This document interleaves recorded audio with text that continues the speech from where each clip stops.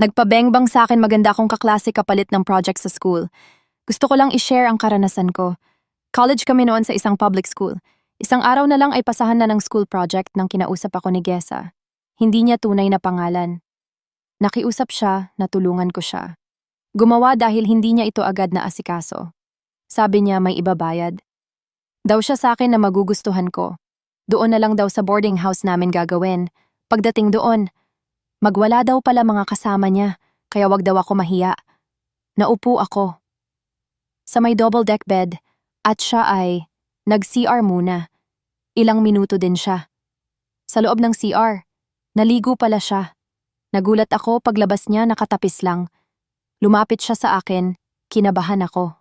Sabay sabi niya, hindi talaga totoo na wala pa siyang project.